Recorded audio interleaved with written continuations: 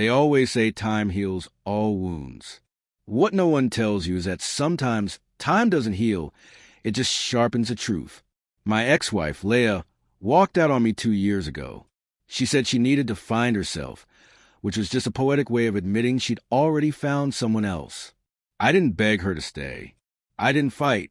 I simply watched as she packed her things and left through the same door we once imagined our future through. Back then, I was shattered. Pretending otherwise would have been a lie. The quiet she left behind wasn't comforting. It was suffocating. You get so used to someone's voice filling your days that when it disappears, even your own thoughts feel strange, like foreign visitors in your mind. Slowly, I rebuilt myself. Brick by brick, I fixed the house. I laced up my running shoes again. I even learned how to cook something besides takeout. One day, I noticed a full week had passed without her crossing my mind.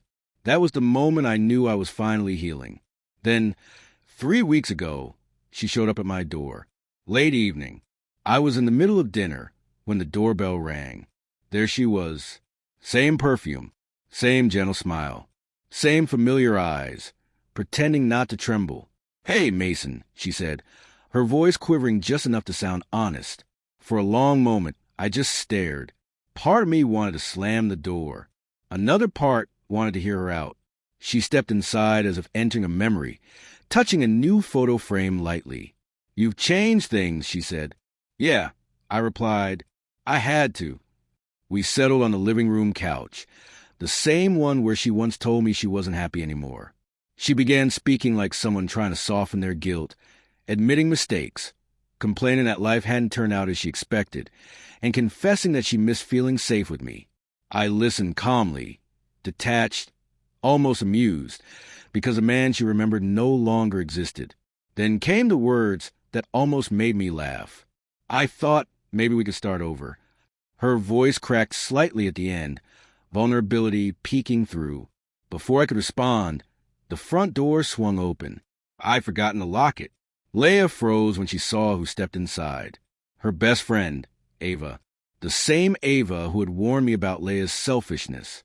The same Ava who had stayed by my side when my world crumbled. Ava smiled lightly. "Hope I'm not interrupting." Leah went pale. Her lips parted, but no sound came out. The air thickened. Heavy, suffocating. Ava, however, was calm, almost unnervingly so.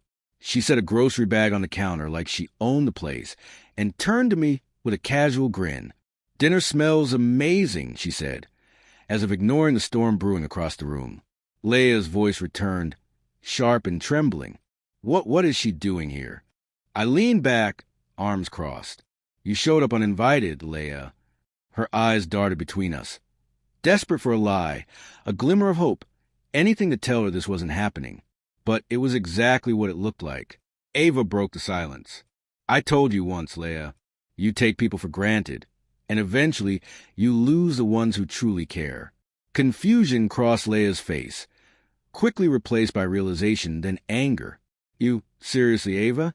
You were supposed to be my friend." "I was," Ava said evenly, "until I saw what you did to him. I could have said something. I could have stepped in. But I didn't." Watching them face each other felt like closing a chapter one never got to finish. Leah laughed bitterly, defensive and desperate. "So what? You two just played house while I was gone." I met her gaze, unwavering. "No, Leah, you left. I just stopped waiting." Her facade shattered. She stepped closer, eyes glistening. "I made a mistake, Mason. I thought I could find better. But no one's ever made me feel like you did."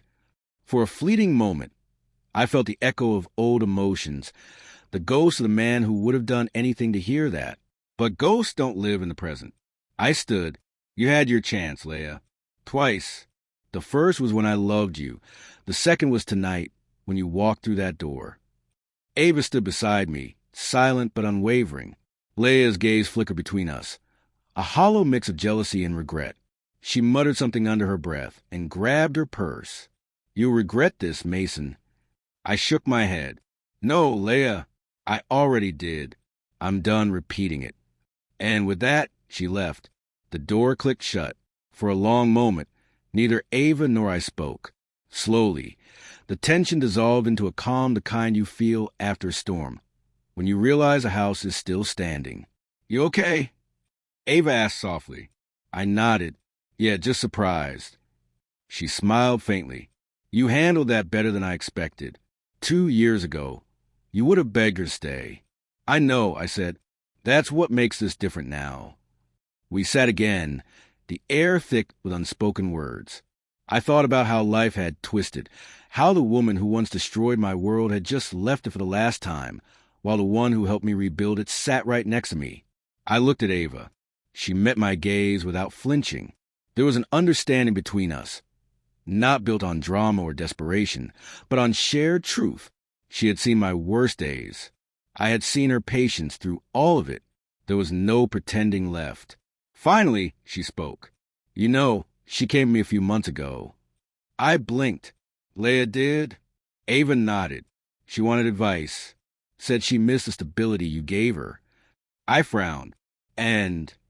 "I told her she didn't miss you. She missed the comfort she thought she could just walk back into." It stung a little, but mostly because it was true. Leia hadn't returned out of love. She came back because the world outside didn't love her back the way I once did. Ava started unpacking the groceries she brought. "Still hungry?" she asked. I smiled. "Yeah, starving, actually." As she moved around the kitchen, I felt something I hadn't in years. Peace. Not thrill, not obsession, just peace. A rare, grounding kind of calm. Later that night, we sat on the porch. The air was cool, crickets loud, the sky endless. Ava rested her head on my shoulder. "You think she'll come back?" she asked quietly. "Probably," I said. "But this time, there's nothing left for her to find." She smiled softly. "Good, because she already lost the best things she ever had." I laughed quietly. "And what about me? What did I find?" Her eyes met mine. "Someone who won't leave when things get hard." The night stretched around us, calm and infinite. For the first time in forever, I didn't feel haunted by the past. I just felt home,